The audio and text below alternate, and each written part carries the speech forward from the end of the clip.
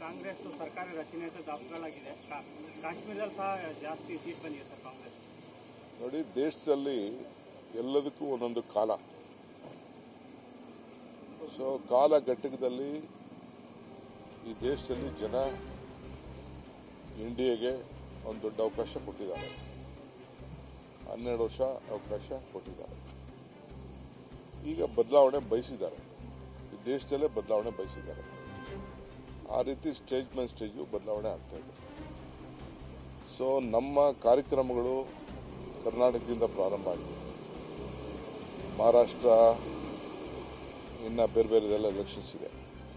ತೆಲಂಗಾಣ ಇವೆಲ್ಲ ಕೂಡ ಒಳ್ಳೆ ಕೆಲವು ಸಂದರ್ಭದಲ್ಲಿ ನಾವು ಸೋತಿರ್ಬೋದು, ನಾವು ಇಲ್ಲ ಅಂತ ಹೇಳಿಲ್ಲ. ಆದರೆ ಜನಕ್ಕೆ ಇವತ್ತು ಬದಲಾವಣೆ ಬಯಸಿದ್ದಾರೆ. ಇಡೀ ದೇಶದಲ್ಲಿ ಬದಲಾವಣೆ ಬಯಸಿದ್ದಾರೆ. ಅದರ ಪೂರ್ವಕವಾಗಿ ಇದಾಗ್ತಾ ಇದೆ. ನಾನು ದೇಶದ ಎಲ್ಲ ಮತದಾರರಿಗೆ ಈ ಸಂದರ್ಭದಲ್ಲಿ ಅಭಿನಂದಿಸ್ತೇವೆ. ಅವರಿಗೆ ಏನು ನಾವು ಮಾತು ಕೊಟ್ಟಿದ್ದೇವೆ ಆ ಮಾತನ್ನು ಉಳಿಸ್ಕೊಳ್ತೇವೆ.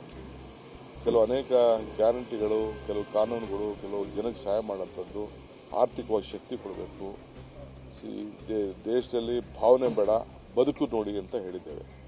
ಅದಕ್ಕೆಲ್ಲ ಕೂಡ ಮಾತನ್ನು ಉಳಿಸ್ಕೊಳ್ಳುವಂಥ ಕೆಲಸ ಕಾಂಗ್ರೆಸ್ ಪಕ್ಷ ಮಾಡ್ತೀವಿ.